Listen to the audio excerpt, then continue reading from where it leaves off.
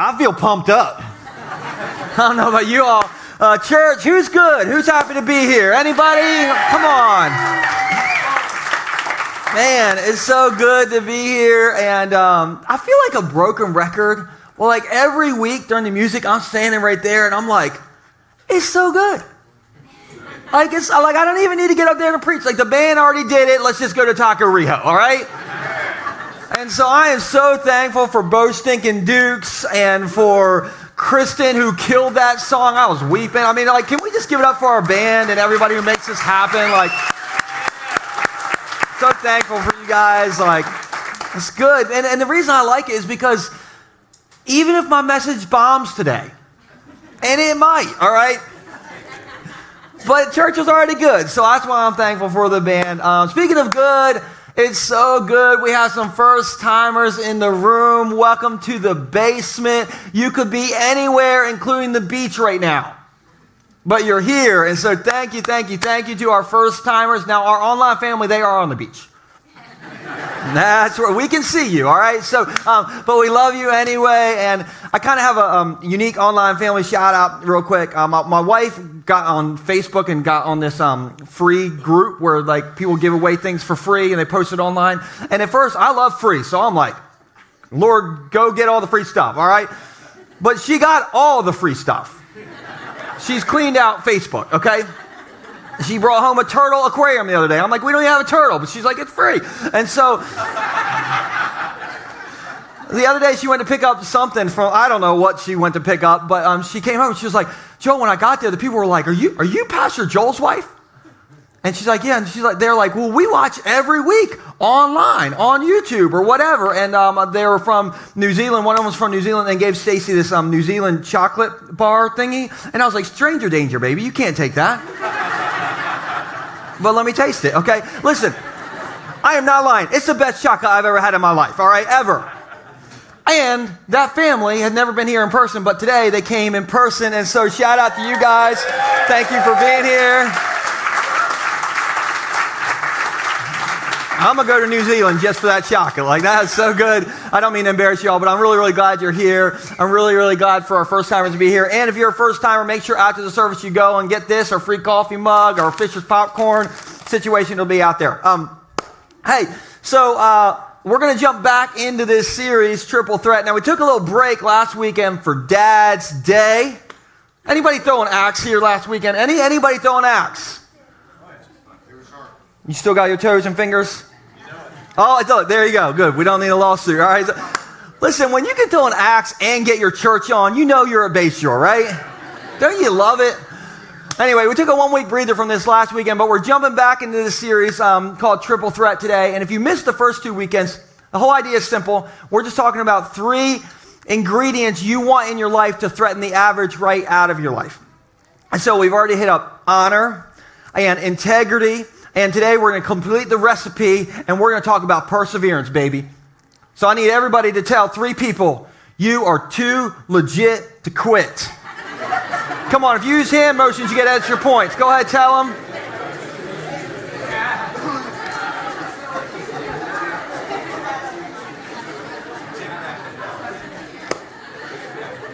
I saw Amy on the front row. All she uses is this hand motion. That's it.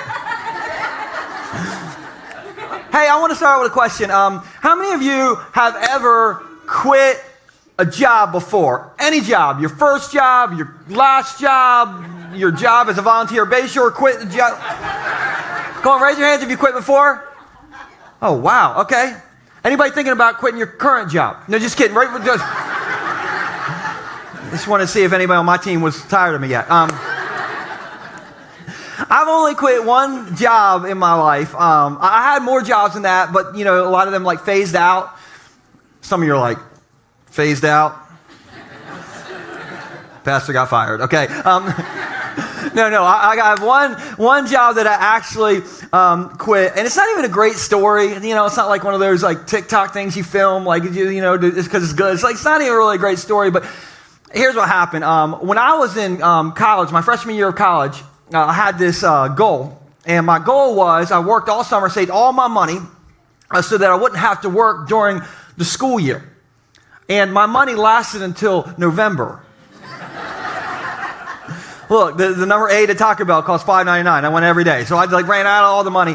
And my Taco Bell friend, Mike, said to me, he's like, hey, you and I, we should get a job at the Georgia House restaurant because they will pay us and they'll feed us. I was like, can you say the last part again? Because I feel like the Lord just moved right then, okay? And anybody ever worked in a restaurant before? You ever worked in a restaurant? You used that free food discount, didn't you? Or that food discount? Man, listen, you don't need to give me a pension. You just give me 50% off chicken tenders. I'll do anything you ask me to do, all right? So we applied for this job, and he said, when you're writing in what you want to do there, write food prep. Now, I'm a freshman in college. I was real good at food prep. I was microwaving pizza every day, hourly even, okay? So I was like, I'm an expert at food prep. So I put food prep in, and I got my interview with a guy named Larry. And interview Larry, we sat down, and my friend Mike was sitting in the lobby just waiting for his interview. And interview Larry said, hey, so I see you wrote you want to do food prep. How come? I was like, I don't know. My friend Mike out there told me to write this down. True story. I was like, interview Larry, I'm going to be honest with you. I don't really know what a food prep is.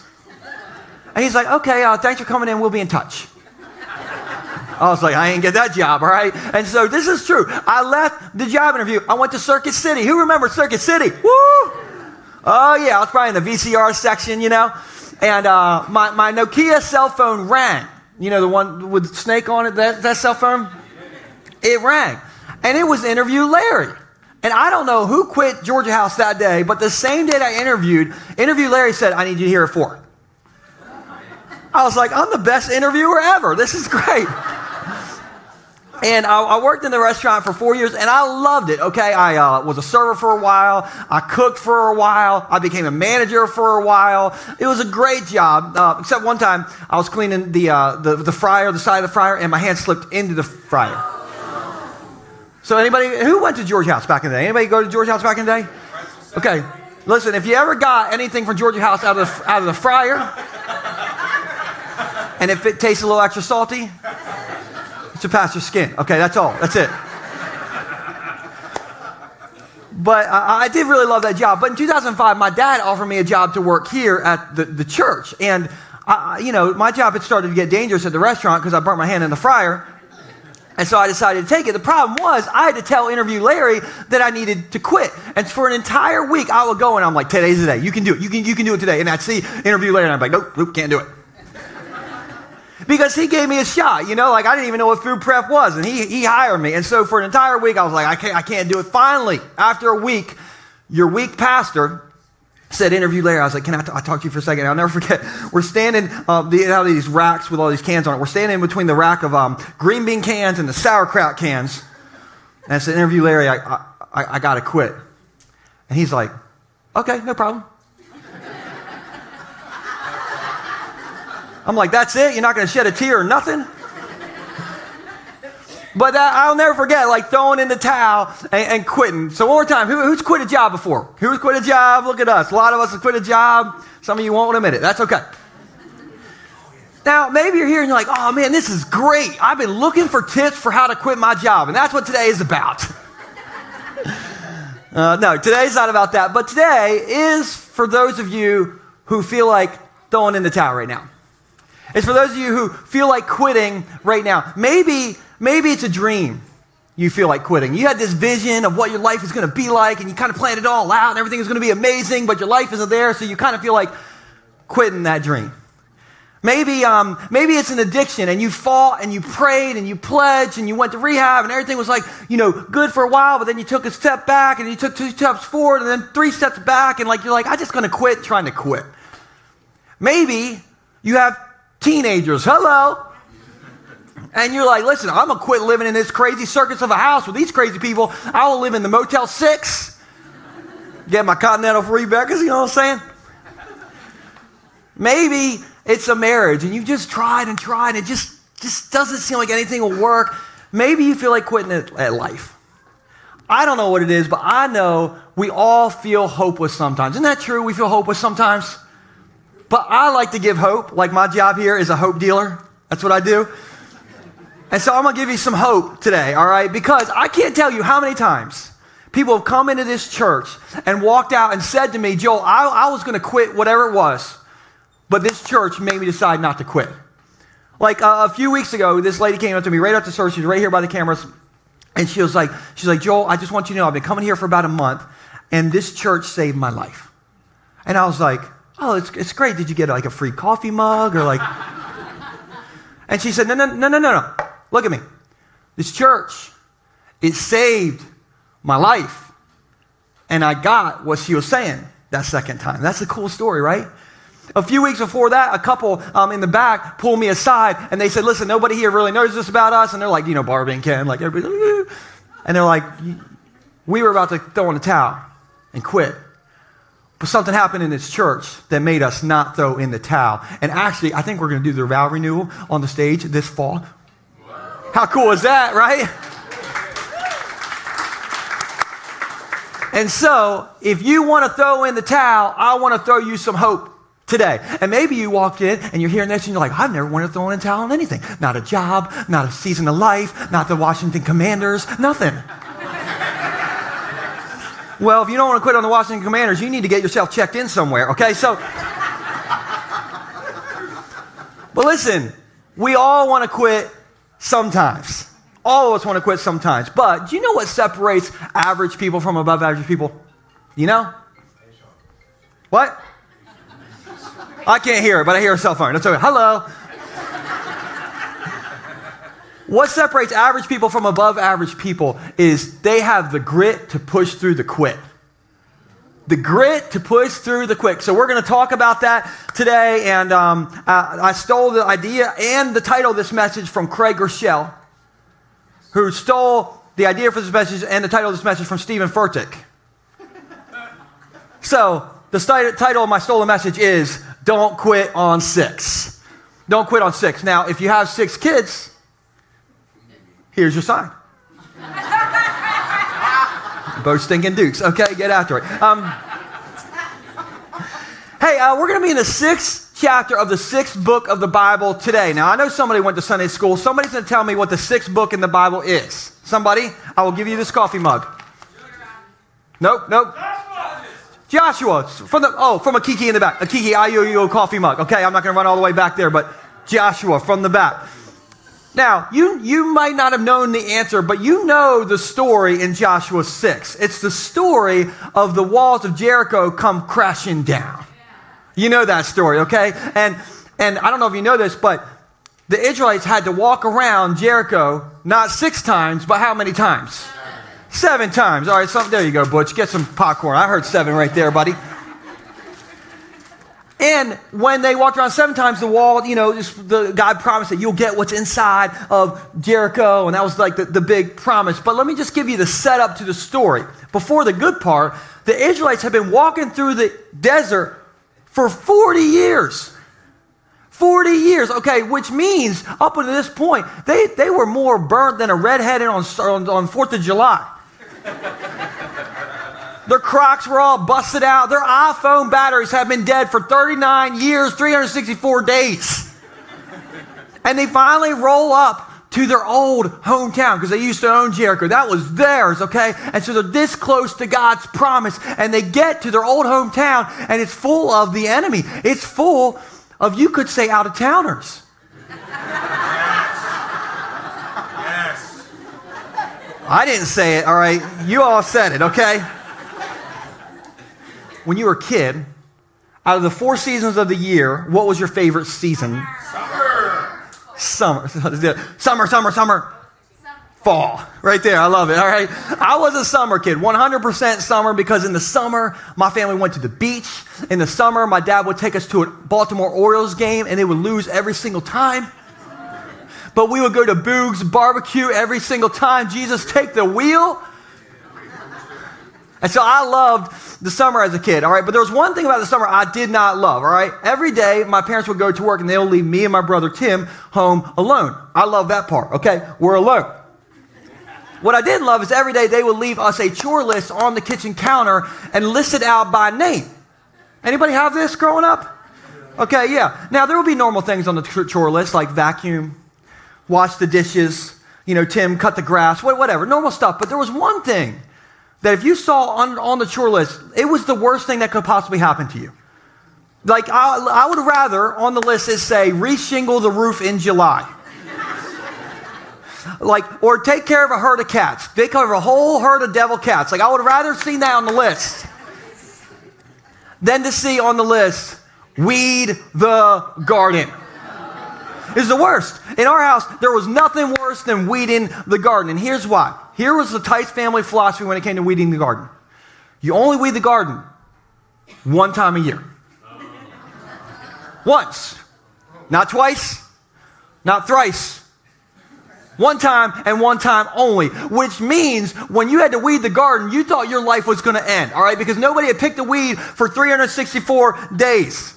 And so, like, nobody put any Roundup in there. Nobody tilled the garden. There was just weeds everywhere. I think we have a picture of the weeds in my childhood garden. No, that's just a picture for Honey, I Shrunk the Kids. But it felt like that. And so as a kid, like, that was the worst thing you could see on the list because, like, nobody had weeded anything. So my perspective was you couldn't beat the weeds. But then me and Stacey got married 14 years ago. And we wanted to have a mulch bed. And I was so traumatized from what happened when I was a kid. The first thing I did is I went straight to Lowe's, and I don't spend money on nothing. But I bought the most expensive weed paper they had. It was like $60 for 4 inches. I was like, I'll take all of it. Give me the pool liner, the stuff that, like, nothing can go through, all right? I would have paid $100. I would have given the keys to my car. And so, like, I was ready, and I laid all that stuff out. And then I came up with this philosophy because I was so traumatized as a kid. And my philosophy is, see a weed, pick a weed. Some of you know this philosophy. Okay, now, this philosophy is very, very simple. Whenever you see a weed, you pick a weed. Everybody say, see a weed, pick a weed. Who's on the see a weed, pick a weed plan? Oh, look at you all. Listen, I live and die by this plan. If I see a weed in my mulch bed, I have to pick it. If you're over my house and you need prayer because your cat ran away, and we're on the front sidewalk and we're mid-prayer and I so much as sneak a peek and I see a weed, I will stop the prayer. Like, just hold on a second. Dear Lord, I pray for Sissy Susie Cat. Like, I live and die by this philosophy. Like, see a weed, pick a weed. Now, my wife, she's not on that plan, okay? She has a garden in the back of the house. See a weed, just look at it and praise the weed. Just let them grow, okay? But listen, my perspective used to be, you can't beat the weeds. Like, there is no way, because when you got 35,000 weeds, there's not enough Roundup in all the Walmarts. When your house looks like this, you can't beat the weeds. So that was my perspective, so that was what I believed. Now, back to the Joshua story. All right, so they roll up to Jericho, and they don't just see weeds, they see a wall. Now, I don't know if you know this, but you could walk around the wall of Jericho in less than an hour. That's pretty good, right? I mean, you can't walk down the Breakwater Trail in less than an hour, can you? You know, it's full of enemies and out of town. I mean, it's just full of people. I'm just kidding. I'm kidding. But you can't make it down the Breakwater Trail in the summer in less than an hour, okay? But the Jericho Trail, you can make it around it in an hour. Like, no big deal, right? Wrong, because parts of the wall were 25 feet tall. And so their perspective wasn't weeds. Their perspective was, all I can see is a wall. But don't miss this. Don't miss this. God's promise sat right on the other side of that wall, right? Right? Right on the other side of that wall. And so 40 years walking through the desert, they are just 7 laps away from God's promise, but all they see is what? A wall. But I want to show you something good. This is Hebrews 10, 35 to 36. It says this. And if you're kind of looking at a wall, just think of this verse. So do not throw away this confident trust in the Lord. In other words, don't throw in the towel. Because remember, the great reward it brings you. Patient endurance is what you need now. So that you will continue to do God's will. Then you will see what? All that God has promised. And so don't throw in the towel. Somebody say, don't quit on 6. All right, everybody's a little sleepy, so let's say this. It takes grit, to push through the quit. There it is. Okay, so I'm going to give away the end of the story. So a little spoiler alert. The wall didn't fall on lap 1, day 1. The wall didn't fall on lap 2, day 2. The wall fell on day 7. Day 7. Lap 7 of day 7. Okay? That's when the wall fell. Now, maybe you've been in Sunday school and you remember the song about the Battle of Jericho. I don't know. Maybe some of you do. And we'll put this on the screen and I'll sing it for you. And maybe you'll sing it with me. I don't know. Joshua fought the battle of Jericho, Jericho, Jericho. Joshua fought the battle of Jericho, and the walls came tumbling down. Okay, now this time with hand motions. No, I'm just kidding. Logan did it, though. Listen, Joshua would have hated this song. Joshua would have thought, this is the stupidest song ever. Because it makes it sound so easy, okay? It makes it sound like, oh, we're just going to do a happy lappy around, the old Jericho Trail. And at the end of our 1 hour power walk, we're going to go to the Annie's pretzel truck that's right there at the outlets. And then we're going to, just watch the wall come tumbling down and put it on TikTok. Like, it sounds so easy. But listen, it wasn't that easy.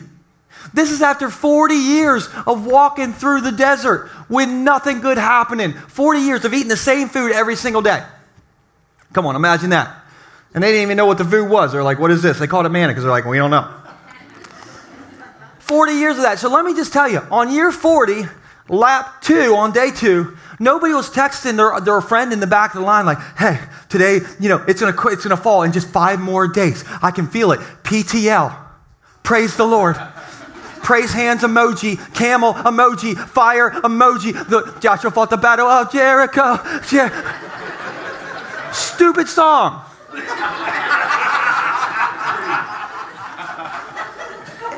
It would be like this, okay? Just imagine this guy, let's call him Billy. Billy has been fighting drug addiction and alcohol addiction for 4 decades, okay? And he makes some progress and he makes some promises and then he kind of fall back. And then he go to rehab and then he kind of go back to rehab and he, in and out. And it was like 40 years of 3 steps forward, 7 steps back, all this stuff. But after 40 years, he gets clean.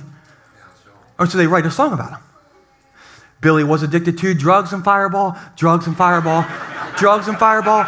Billy was addicted to drugs and fireball. Then he prayed and now he's fine. Stupid song.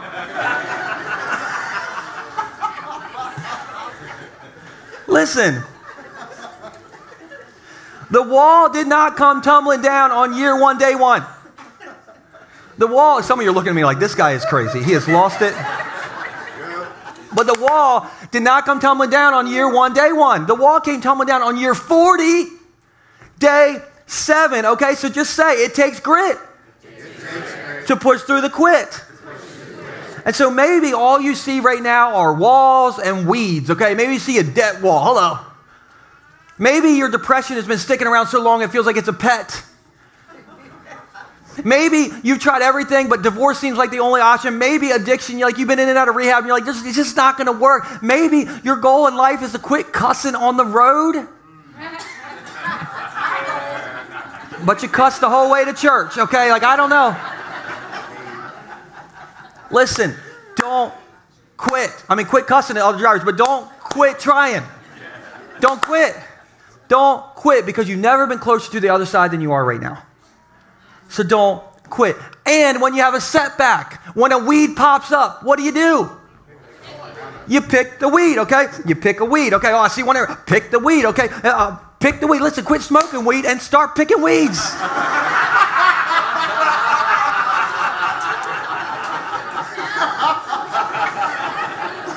Welcome to church, okay? Just shout, don't quit on 6. Don't. That was terrible. Shout, don't quit on 6. Because you've never been closer to the other side than you are right now. So here's the last point. Why do we quit? Our progress isn't always obvious. Our progress isn't always obvious. Now, do you know what the most unspiritual moment in my house is every single day? Every single day. Okay, it's not the moment where some stranger lets their dog doo-doo in my front yard and doesn't pick it up. Although that happens every single day.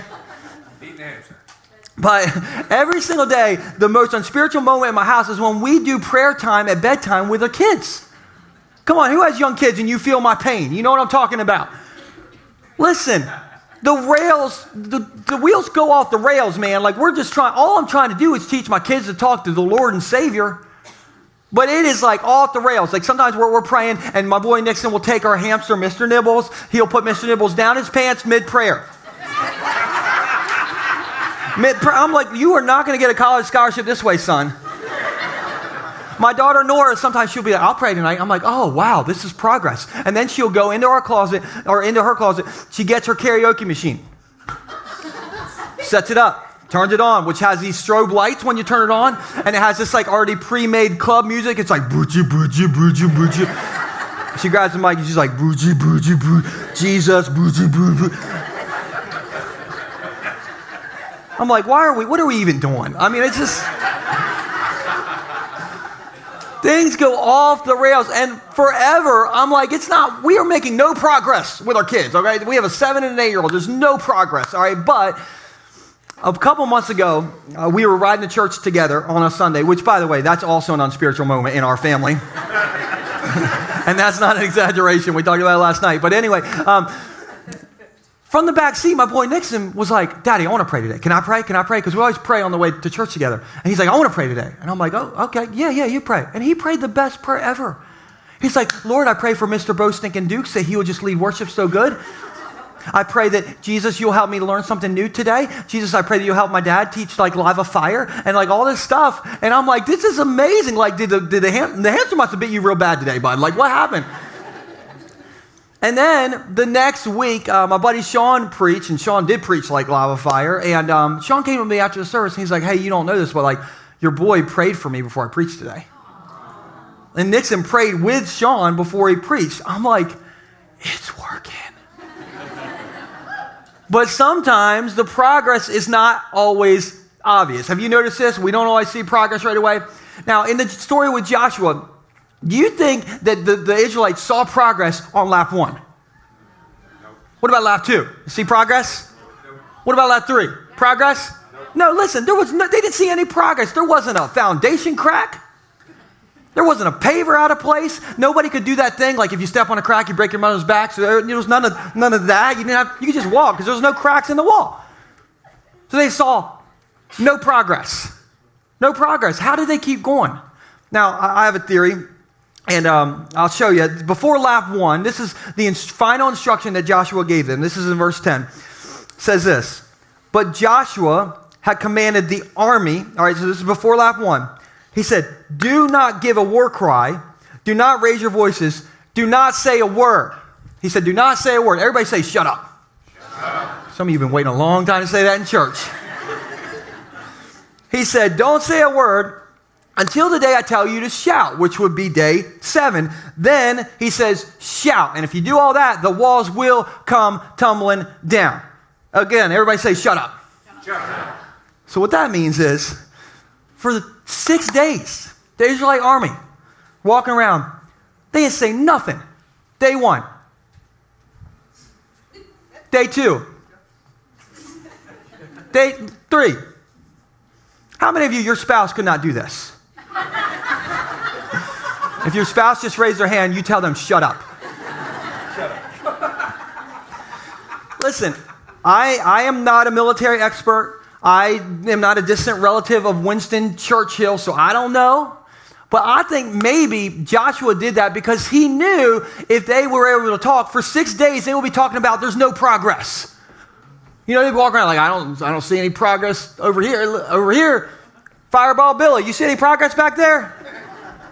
Oh, we lost Fireball Billy. Okay, I don't know where he is. Look, I don't see any progress over here. And it's hard to push through when you don't see progress. Isn't that true? I mean, we can push through some marriage issues as long as you see some progress in the marriage. You can push through your single life as long as there's a little bit of activity every once in a while.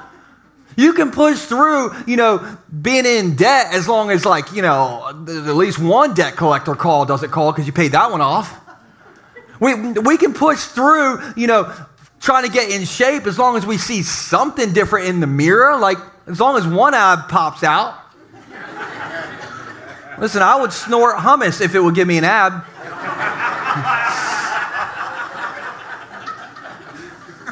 But listen, you can push through pain when there's progress. Am I right? But they didn't see any progress. And Joshua was just like, shut up and do what God told you to do. And I think sometimes we got to preach to ourselves. And we got to say, self, shut up and do what God told you to do. Yeah, but I'm not, my marriage, there ain't nothing good happening. I don't really, just shut up and keep doing what God told you to do. Okay, yeah, but, I've been relapsing so many times. Like, my family thinks I'm a joke. Like, just shut up and keep doing what God told you to do. Yeah, but I've been single forever, Lord. If you could just promise me a hottie with a body tomorrow, then I will just shut up. He's like, no, just shut up and keep doing what God told you to do. Yeah, but we've been paying this debt off forever. It's never going to get paid off. Just shut up and do what God told you to do. I'm not telling you to shut up. I'm just saying that's what the Bible says. But look, your progress, my progress, our progress is not always obvious. But don't quit on 6 because the breakthrough happens on lap 7. Happens on lap 7. So what's that mean? It means don't quit. Don't quit because the wall comes tumbling down at 7 and you have no idea everything that you could miss out on if you throw in the towel. So keep walking and keep marching. Keep walking and keep marching. Keep walking and keep marching. I'm going to end with this. I can't believe this. This has been 8.5 years I've been a pastor. I still can't believe I'm a pastor. I can't. Like, my closest friends are like, we can't either, actually. But I just, it's been crazy. The reason I think it's kind of crazy for me to be a pastor is because my whole life, I was very ambitious about not being a pastor. That was my goal. There was already 5 pastors on my dad's side of the family. 6 sounds unnecessary. And so, I adamantly did not want to be a pastor. And then one day in 2013, my dad's like, I think you're supposed to be the campus pastor at Rehoboth. And would you pray about it? I'm like, yeah, I did. And God said, you're crazy, Dad. No. But in 2003, I started preaching down here. And I was thinking about this week. There have been so many times where I could have thrown in the towel. Year one, I was the stage pastor. I was the youth pastor. I was the Bay Shore group's pastor. I was the kids pastor. I was the, sweeper of the steps out there. And I was the janitor. And I wasn't good at any of it. And so it would have been really easy to throw in the towel in year 1. Year 2, my buddy Bo came and served down here as a volunteer. But I was still doing all those other things. I was still the only person on the team. And I'll never forget, I've told this before, but year 2, we're doing worship. Bo's doing worship. I'm in it. And somebody comes up to me mid-worship and is like, Pastor Joel, there's one of the toilets in a ladies' room is clogged. And since you're the janitor, I'm like, oh, crap.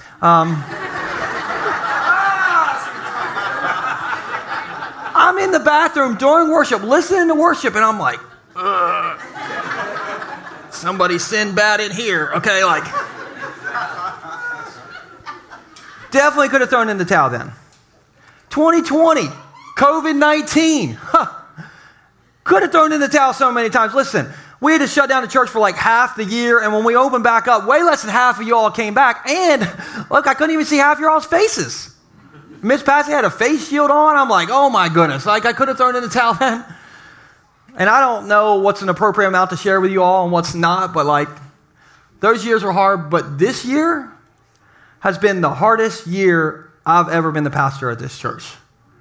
The hardest year. And you might be like, no, this year's been great. We threw axes last weekend. We gave away that college, paid off that college debt. Audi moved in over here. This has been great. And on one level, in front of you all, it's been great. But behind the scenes, it's been Nightmare on Elm Street. And you don't know that. But there's been so many times where I could have thrown in the towel. But thinking about it, if I threw in the towel on year 1, I wouldn't have got to meet a guy named Mr. Ted. And we had a picture of Mr. Ted.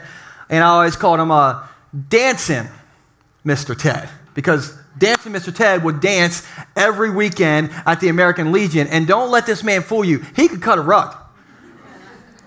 And I met him on the first year that I started doing this. If I had thrown in the towel in 2015, I wouldn't have gotten to baptize Dancing Mr. Ted. And Dancing Mr. Ted loved to party. And so it was a baptism party. And so guess who's in line to get baptized? Dancing Mr. Ted. And I was this far from dancing Mr. Ted when he said, "Hi, I'm Ted, and I'm a Jesus follower," to all y'all. And we danced. A few years later, after I baptized him, he came up to me right after the service one day, kind of danced up to me because he's always like, I love dancing Mr. Ted. And he's like, "I got a question for you." I was like, "Sure." He's like, "Would you marry me and my wife, or me and Lydia?" And he didn't say wife because at that point I thought they were married. But he said, "Would you like do our marriage ceremony?" And I'm like, "I thought you all were married." And he's like, "Well, yeah, we are. We've been married for 50 years. I wanted you to do a vow renewal for us." And so I did their 50-year vow renewal. It's amazing. And if I would have thrown in the towel, I wouldn't have gotten to experience that. And if I would have thrown in the towel, I wouldn't have got to experience Mr. Ted coming down those stairs every single Sunday morning and saying, "Did you dance this weekend, dancing Mr. Ted?" And he'd be like, "Yes, I did." I wouldn't have got to experience that. And if I would have thrown in the towel, I couldn't stand up here right now and tell you all that dancing Mr. Ted is dancing in heaven right now. Because dancing Mr. Ted was here last Sunday, but he went to dance with the Lord on Monday. And I know where he is because I was this far from him when he said, "My name is Ted, and I'm a Jesus follower." I got a front row seat to that. And at 1 o'clock, we're going to lay him to rest today. But I can look at his wife and say, "You guys are going to dance together again." And I know that because I got to see that with him. And so I'm so glad I kept marching and I kept walking because you don't know what you will miss out on if you throw in the towel. And so I don't know who this is for, but somebody here, the God of the universe, wanted to send you a message today. And that message is, don't quit. Keep marching. Keep walking. And I think Mr. Ted would say, keep dancing. And when you fall and when you take a step back, just get back up and keep going. Because you could be on lap 6 and the breakthrough happens on lap 7. So don't quit on 6. Keep going. Keep going. Keep the grit to push through the quit. And when you want to quit, I want to remind you of a verse that I've looked at all week, and it's just so good. Take a picture of the screen, tweet it, TikTok it, whatever you got to do, because this is so good. Galatians 6:9 says, "Let us not become weary in doing good, for at the proper time we will reap a harvest if we do not give up." Do not give up. Do not give up. Don't give up. Keep marching. Keep walking, because you could be on lap 6 and the breakthrough happens on lap 7. Let me pray for you guys. Jesus, I'm so thankful for a story that, it's 3,500 years old, but man, it just hits us square today. It's not irrelevant. It's more relevant than we can imagine. And so, God, I just pray for those in the room who maybe wanted to throw in a towel, who maybe wanted to quit on any number of issues: drugs, alcohol, marriage, looking for a relationship, a dream, a job, whatever it is, God. I pray that we will have the grit to push through the quit. And when we want to quit, which is going to happen, we'll look at this verse we just read and we'll be reminded that we are not going to give up. We're not going to give up. We're going to keep marching. We're going to keep walking. And we're going to keep believing that we are on lap 6 and the best is yet to come when we get to lap 7. We thank you for the hope that you always deal us, Jesus. We love you so much. And everybody said, amen.